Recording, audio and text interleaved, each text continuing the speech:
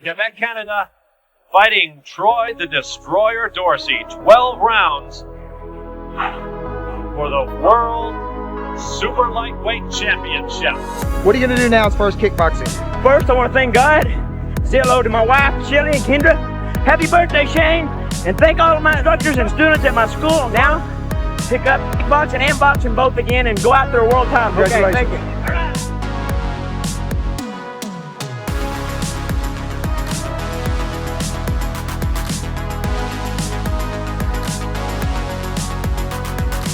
The winner and still Hurricane World Super Lightweight Champion of the world, Troy the Destroyer Dorsey!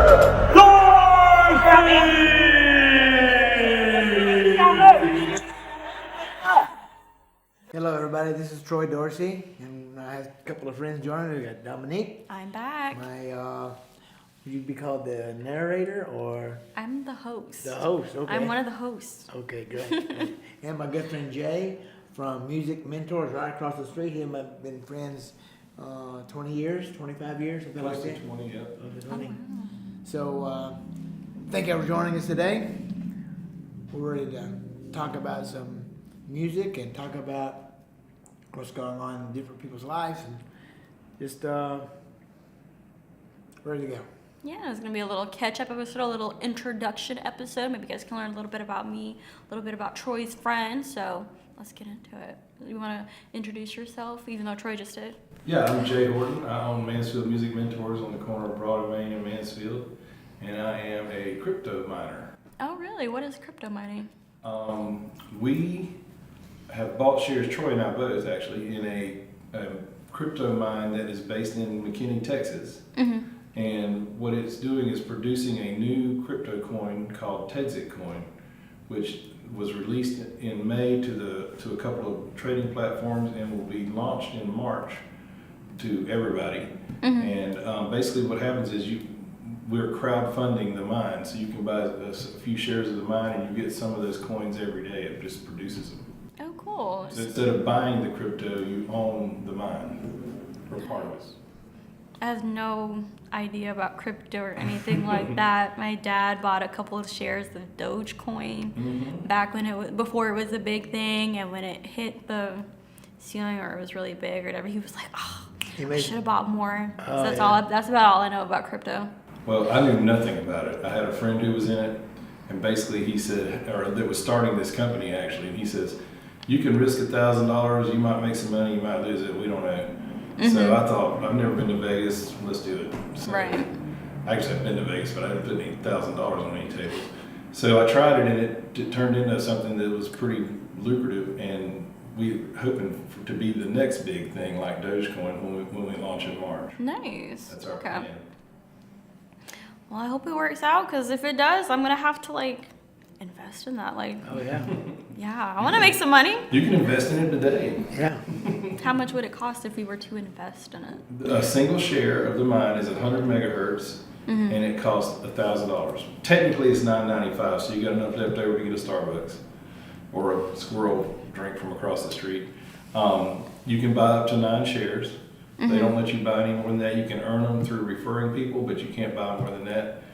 They're trying to control. They don't want somebody like the Chinese government to come in and take it over. Right. So the guy who started it. That's protection, that's good. Yeah, that's the whole point. The whole point is that it's always going to be mined in Texas. And if nobody else you can mine it, you can buy a share anywhere in the world, but you can't build a mine anywhere but here in Texas. The Texit coin. Yeah, it's called Texit coin, Texit Yeah. coin. So is crypto like an actual entity, or is it like virtual? Here's how it works. If you think about your dollar bills, okay? Okay. You've probably got some in your purse or your pocket. Probably. I've got some in my pocket. But most of them are in the bank, and they're not paper dollars. If we all run down to the bank tomorrow and at the same time and go, "I want all my money out," they're going to have a heart attack. They don't have it. It's Right. electronic. So when you go to the store, you use a card, right? Right. So cryptocurrency is just an alternative currency that's not controlled by a government. That's good. Okay. And the way it's valued right now is that people, it's on trading platforms and people buy and sell them like your dad did. He bought some Dogecoin on a platform. Right. And then you can buy them every day and sell them every day. You can do all that kind of thing. I don't do any of that. I'm hoarding my coin till we launch. But we're also working on pilot programs where people can actually use it to buy from each other. And that's our long-term goal, is to make it a Texas currency first and then maybe spread out from Texas, where you could actually come over to my studio, hold your phone out, drop some Texas coin into my wallet, and you can take your lessons. You wouldn't have to use dollar bills. So cryptocurrency is looking like it might replace or be an additional alternative It's to an other. alternative. Okay. The guy that started this thing, he was in gold and silver in the early 2000s. He actually, his name's Bobby Gray. He testified before Congress in 2012 about gold and silver. He realized at some point that gold and silver are great, except, if you want to buy something from Amazon, you can't mail them a silver bar. Right. So he started exploring, and he started building some products for cryptocurrencies, including the Bitcoin coin. He actually invented that, and studied it and decided he could do it better. And this was his dream. I bought into in April, and Troy bought into about a month ago. And we're just helping to fund his dream, and hopefully we'll all get, crypto rich. Yeah. So Troy, how did you get into this? This man right here. Okay.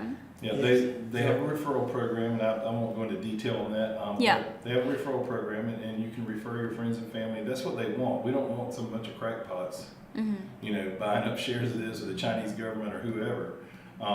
So we're trying to keep it as friends and family. I've got 38 friends and family that are already investors, and we're going to sell 1 million shares eventually. So it'll be 100 million mega hash mine. It'll be one of the largest crypto mines in the world. Oh wow, that is crazy. Yeah, I'd like to have you come along. We'll figure out. I do not have $1,000 to invest, unfortunately, but I am very excited for you. If the cameras aren't rolling, I'll explain to you how you can do it without the $1,000. Perfect, I'd love that. Because I'm not letting everybody in on the secret. Got to keep some very close to your chest. Well, how do you know Troy?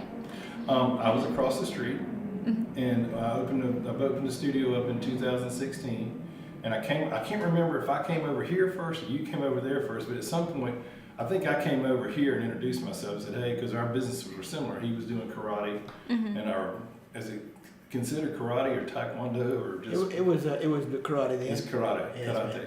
So I came over and introduced myself, I think, and then he came over a week or so later and said, hey, we both love Jesus.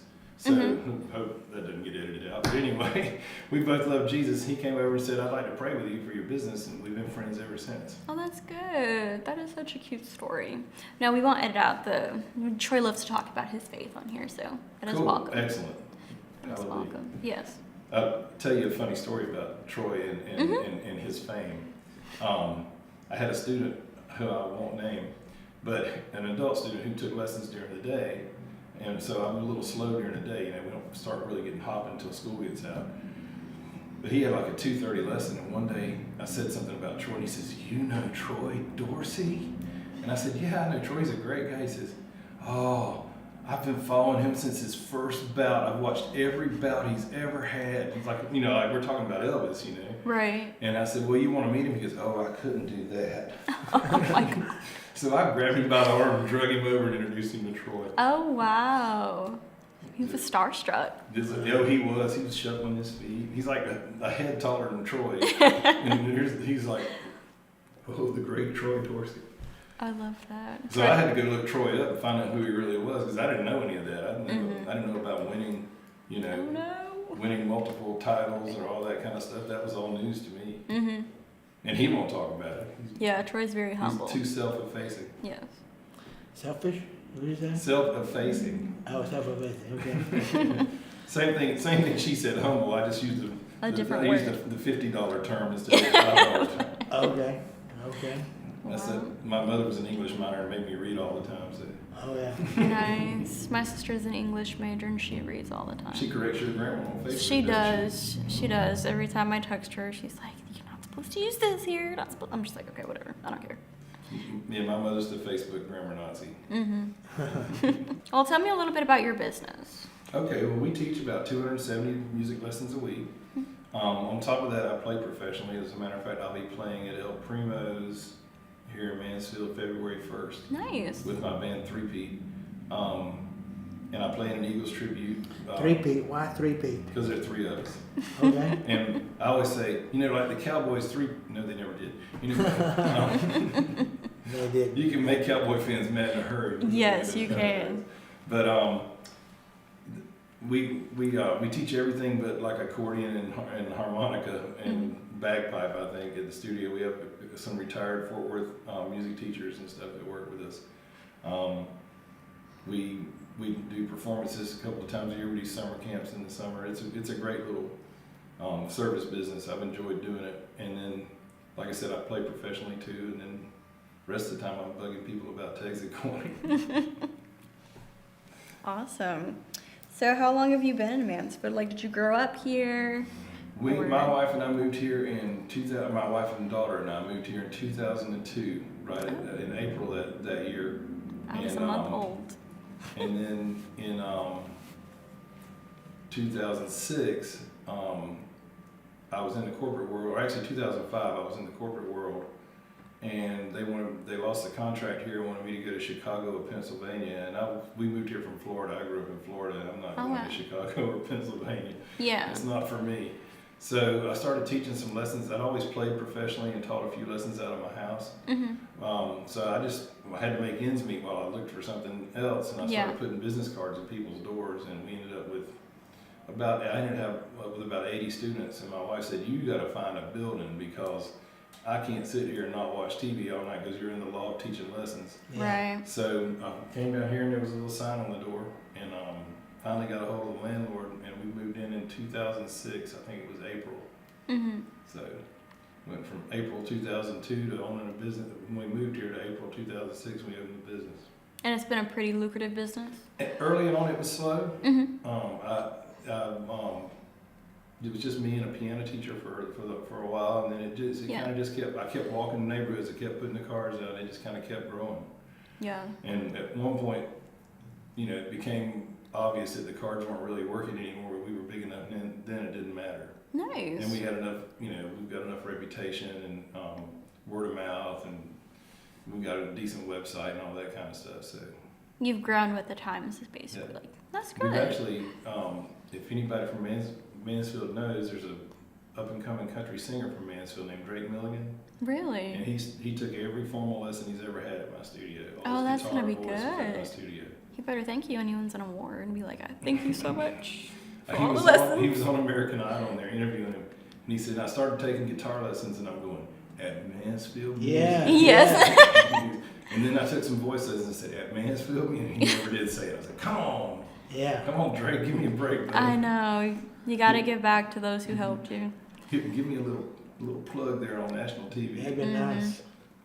Let Lionel Richie know that there's a Mansfield music out there somewhere. Yeah.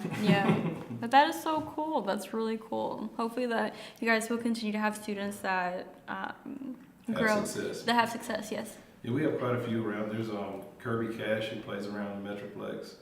Plays at Texas Live a lot. He studied guitar with me. There's a handful of people that are doing. We actually have an alumni section on the website of people who have like a big YouTube following or whatever. That's good. Yeah, that's really cool. Do you get any former students out doing karate? I have. I was gonna say beating people up. I have a couple that open in schools. Oh, that's cool. Yeah. It's like a pastor sending other pastors out to start churches. Yes, sir. When I played because the town I grew up in Florida was only about 1,000 people. Oh wow. Had 3 red lights when I was growing up there. They've got 5 now. And we grew up loading watermelons and picking tobacco and all that stuff. So when we moved here, I would drive through downtown Dallas and just go, "Wow, man, look at those buildings." And I will still do that on the way back from a late night gig sometimes. Once the traffic's kind of abated from the evening, I'll drive right through downtown. Wow, I can't believe I live here. Yeah. It's downtown Mansfield or downtown Dallas? Downtown Dallas or Fort Worth, depending on which side I'm on that night. Okay. We used to play the Dallas Arboretum a lot, and the Eagles tribute I'm in, and I would always go through downtown coming back. Yeah. How'd you get involved with your tribute band? A guy had actually, it's kind of a cool story. I want to back up a step or two before I joined the band. Mm-hmm. Mansfield used to have a festival over at Catherine Rose Park every year, and they would have a band, and they would usually they'd have several bands during the day, and then at the end of the night they'd have a headliner. Mm-hmm. And one year they had Johnny Winters playing, and the band before him was a Pink Floyd tribute. So I love Pink Floyd, so we're watching them, and I go up at the end of the night and I introduce myself. I just said, "Hey, I'm a guitar player," and they kind of scoreboarded me, whatever. But the guy who was playing keyboard and singing lead there was a guy named Todd Gwynn, which I didn't know his name at the time. But a couple of years later, I see an ad on Craigslist that says, "Looking to start an Eagles tribute." Well, I'm a singer and a harmony singer and a bass player and a guitar player, and Eagles is perfect for me. I kind of grew up with that stuff. I already knew a bunch of the material. So I get a hold of him, and I show up for the audition, and it's the same guy from the Pink Floyd tribute sitting there behind the keyboard auditioning us. So we've been playing together off and on for about 20 years. We mothballed the band for a little while, then kind of put it back together with a different lineup. And it's been fun. People treat you like you're the regular Eagles at some places. It's pretty fun. Yeah. That is so cool. I'm gonna be honest, I've never listened to a tribute band, but I see them all the time on like Ticketmaster. So is it worth checking out? Yeah, some of them are good. It just, you need to go watch some video and see if you like what you see and hear. Yeah. There was a Prince tribute for a while that I wanted to go see, but I never got there. I think they broke up before I got to go see them. Oh, that sucks. That would have been really cool because that's going to be hard to do. Yeah. Prince is not Glenn Frey of the Eagles. He's Prince. Right. It's a whole different ball game to do that as a I tribute. think he was Prince, right? Yeah, he was Prince, correct. Yeah. But yeah, I know of a couple of tributes. There's one local one called Me and My Monkey that's a Beatles tribute, and they actually played at the Downtown Festival here a few years ago. Mm-hmm. And I don't know if they're still playing together. One of their members passed away in the last couple of years, but they were excellent. And they actually wore wigs, and they actually especially the Paul McCartney guy and the John Lennon guy actually looked like Paul and John with their wigs on. Oh, wow. And they were hilarious. They would say things like, "We're not from around here. You might recognize our accents. We're from Fort Worth." Or they'd say, "This is our hair. We have the receipts." Oh my goodness. But they sound just like the Beatles. They're absolutely phenomenal. They have their receipts, huh? For Yeah. their wig. Yeah, they're hilarious guys, man. And like I said, they're super talented. They play really well. They're probably my favorite tribute band of any tribute band I've ever seen. Nice. A lot of bands, if you go see a band from the 70s or 80s, a lot of them are almost tribute bands because there's hardly any original members left. True. That is very true. I saw Foreigner a couple of years ago. There was not a single original member on the stage. The one original member who's left, he makes a game time appearance every night, and it was an outdoor gig in Texas in July. And I'm pretty sure Mick Jones was sitting there in the camper going, "Yeah, I don't think I'm going out in this, boys. Y'all go handle it without me." Oh, yeah. Oh wow. I think his name's Mick Jones anyway, the guy who wrote all the Foreigner songs. Mm-hmm. You're like Foreigner, whatever that is, right? I know what Foreigner is. Okay, cool. I'm hip You're to it. an old soul. Okay, I'm an old soul. My dad listens to rock music and all this stuff, so I know what the Eagles are. I know Oh, very cool. I'm very hip to it. Music is definitely a part of my life. All right, let's see what you know. Do you know who Oh Lord. you know who Gap Band I've heard of the is? Gap Band. Or it was. Yeah. So one of my partners over there in the music business, and he's a partner in the mining business too, Mm-hmm. he's a fellow named James Dumaine. He actually toured with Gap Band for a couple of years. Really? Yeah. That is really He's cool. really fun to play with. He'll pull a guitar out and do the whole 80s thing, play solos on a guitar. Oh Just hanging around, wow. like a keyboard hanging around his neck. Yeah. Yeah, he's amazing. He's a really talented guy. Yeah. That's really cool. He runs our engineering and recording part of our business, Mm-hmm. as well as teaches some keyboards for us here and there. Nice. But,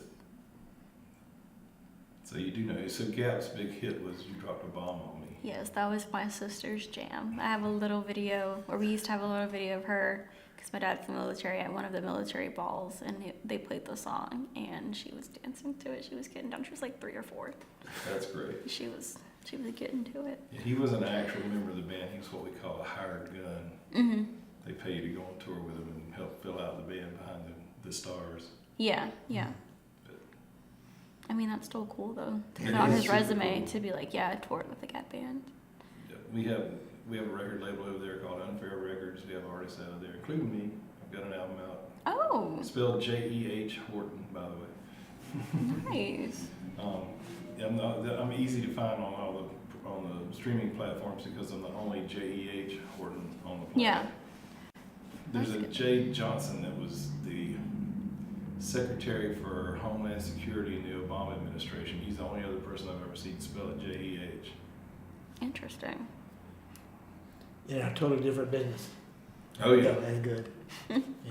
Yeah, if you search just my first name, he comes up before me. He's much better known. Yeah, better known. Doesn't mean much nowadays, really. Everybody's had their 15 minutes nowadays. Yeah. Yes. The 15 minutes. Troy, how has music impacted your life? Oh, I love music. I love music, and right now I really like listening to contemporary Christian music. Mercy Me, Third Day, several of those bands I really like listening to them. 94.9, 90.9, and 90 and 88.3 are the three stations that I listen to. Yeah, put some good stuff into your body. You know, it's just like eating. Yeah. If you put junk in your body, I mean, I used to listen to AC/DC and the Highway to Hell Days and all those kind. I mean, why is that song so popular? I mean, why is it so? It's I mean, probably the old American Bandstand thing. It's got a good beat and you can dance Yeah. to it. Yeah. There's always, you remember people would say that when they were ranking the records, they go, it's got a good beat and you can dance to it. Oh yeah.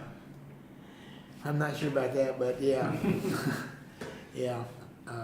They rock pretty hard. They put on a They good did. show. Oh, People yeah. enjoy it. Yeah, I went to go see him.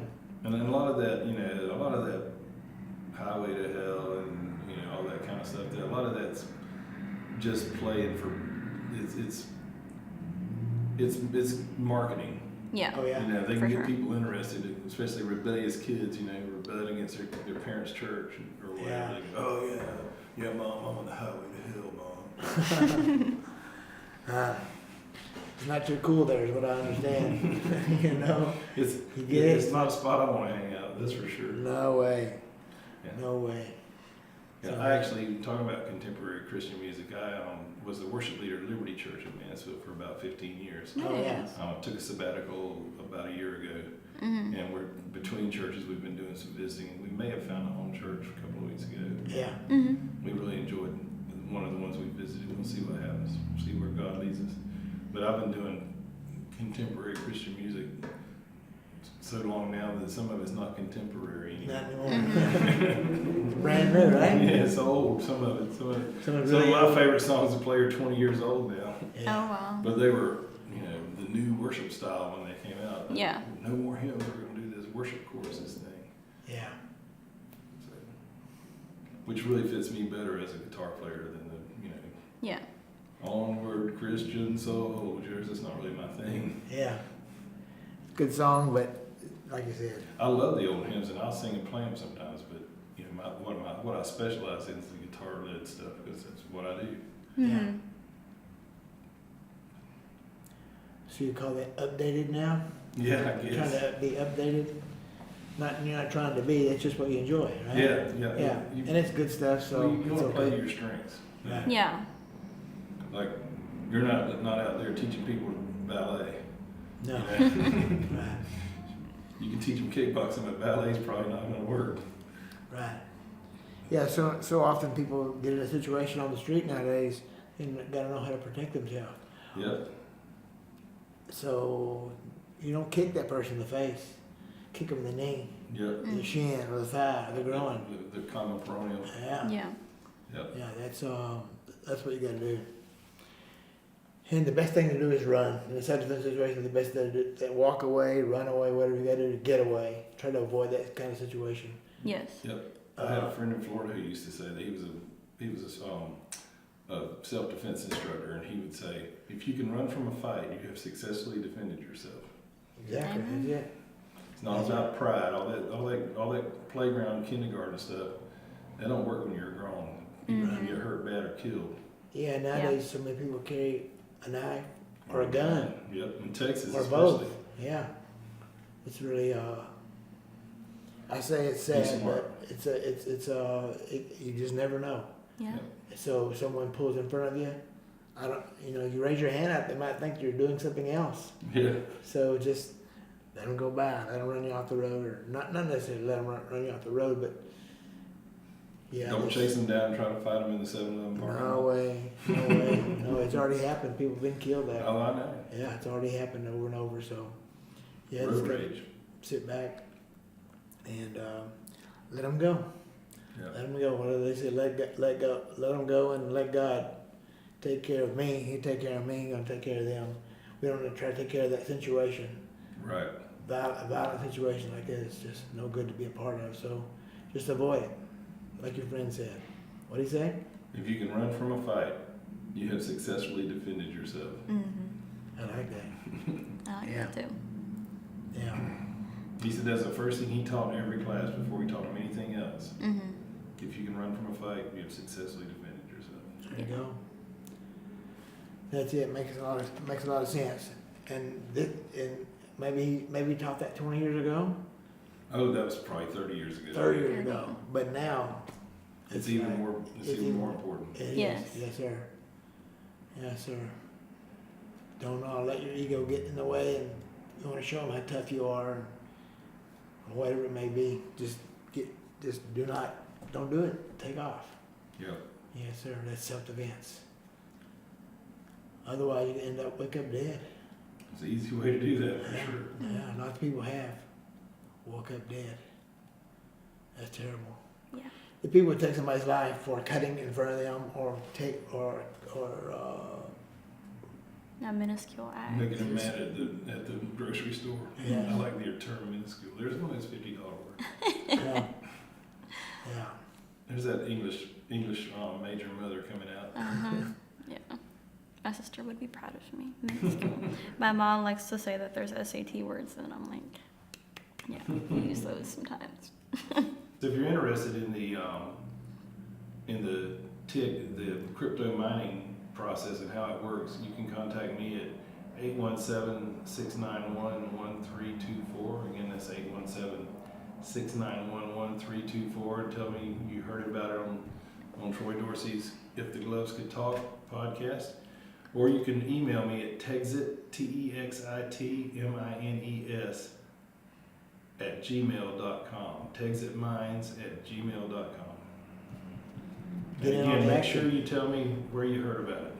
Yes. Yeah, get in on the action. That's right. Make some money. It's right now it's the gonna be easiest- easy money. It's the easiest money I've ever made. Yeah. It's ridiculously easy. Now, it is risky, but if you call me or email me, I'll tell you all that. I'm not gonna. Mm-hmm. Yeah, it's risky for sure. We make sure people aren't spending their bill money Yeah. to Yeah. invest in something. That's just dumb in any kind of high risk investment. Mm-hmm. You know, just to spend money you don't have. If you're gonna spend your bill money, buy a certificate of deposit so you know you're gonna get something back. Yeah. Yeah. Well, thank you, Jay, for joining us today. We really appreciate your insight on some things, and also talking about the Texas coin. That's really interesting, and I'm glad that I became a part of it. And hopefully there'll be some others be able to help out like you helped me out. That's the plan. Yes, sir. It's good to be here. Thanks for having me. Nice to meet you, Dominique. Nice to meet you too. It's been a fun half hour. If you want to do it again sometime, let me know. This was fun. We'd love to have you back on. Cool. All right. Thank you, everybody. God bless you. Keep your eyes on Jesus. He's coming back soon. Amen. Amen.